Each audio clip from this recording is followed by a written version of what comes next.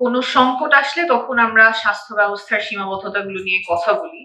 কিন্তু সংকট আসার আগে যদি সীমাবদ্ধতা নিয়ে সচেতন হতাম, তাহলে সংকটটা হয়তো এত প্রকট হতো না। কিন্তু আমাদের দেখা যায় একটু আগেও একজন বলেছেন যে, করোনার সময় তখন আমরা সীমাবদ্ধতা নিয়ে কথা বলেছি, কিছুটা কাজ হয়েছে। এখন আবার হাম এসেছে, সেজন্য হয়তো আমরা আইসিইউ সংকট নিয়ে কথা বলছি, টিকার সংকট নিয়ে কথা বলছি। কিন্তু এগুলো হয়তো আরো আগেই আমরা সচেতন হতে পারতাম, তখন হয়তো সংকটটা এত প্রকট হতো না।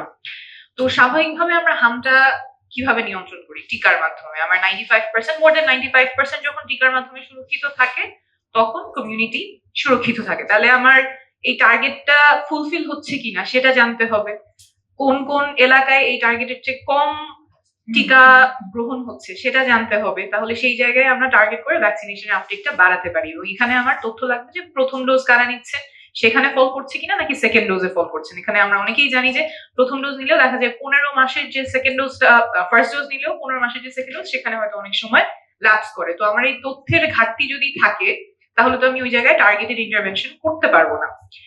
টিকার হার যেমন আমার মেইনটেইন করতে হবে, তার পাশাপাশি রেগুলার সার্ভেলেন্স প্রয়োজন হবে। কারো হার্ম হয়ে যাচ্ছে কিনা, হয়ে গেলে সেটা যাতে দ্রুত শনাক্ত করে চিকিৎসার মাধ্যমে সেটা কন্টেইন করে ফেলা যায় এবং অন্যদেরকে যাতে সেই রোগীর কাছ থেকে হার্ম যাতে না ছড়ায় সেই ব্যাপারে ব্যবস্থা নিতে হবে। আর আউটব্রেকের রেসপন্স, আউটব্রেক যখন হয় তখন রেসপন্সের কোয়ালিটি নির্ধারণ করবে যে একজন রোগী থেকে সেটা কি ২ জন ৩ জনে ছড়াবে নাকি ২০ জনে ছড়াবে, কমপ্লিকেশন হয়ে কি বাচ্চা মারা যাবে নাকি তার আগেই আমরা এটা রোধ করে ফেলতে পারবো। এবং আমাদের যে রেসপন্স সেটা একেবারে চোখে আঙুল তুলেই দেখিয়ে দেয় আমাদের জনস্বাস্থ্য ইনফ্রাস্ট্রাকচার কতখানি দুর্বল। যেটার কথা আমরা বলছি 95% টার্গেটের কথা এখানে অনেকেই বলেছেন।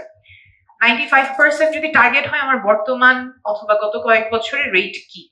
এই গোলটেবিল আলোচনায় কয়েকজন বলেছেন যে গত বছর রেট ছিল 57%। এটা কিন্তু সরকারি তথ্যই ছিল। কিন্তু তারপর আমাদেরকে বলা হলো যে না, এটা ইনকমপ্লিট তথ্য ছিল, সেটা এখন সরিয়ে ফেলা হয়েছে। তাহলে সঠিক তথ্যটা কি? আমার ওভারঅল রেট নিয়ে যদি এত কনফিউশন থাকে, তাহলে আমার গ্র্যানুলার ডেটা যেটা প্রয়োজন, ফার্স্ট ডোজ কতজন নিয়েছে, সেকেন্ড ডোজ কতজন নিয়েছে, কোন জায়গাগুলোতে আমার ভ্যাকসিনেশন আপটেক কম, সেই ডেটা না থাকলে তো how do I target my prevention efforts?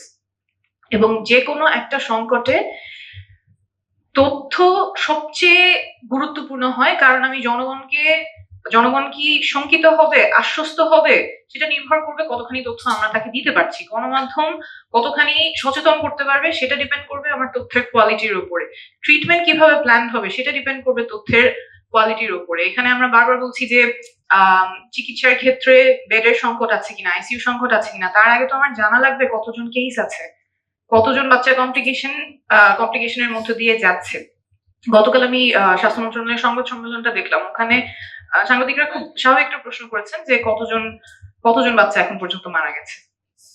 ওটার সুনির্দিষ্ট তথ্য কিন্তু ওখানে ছিল না।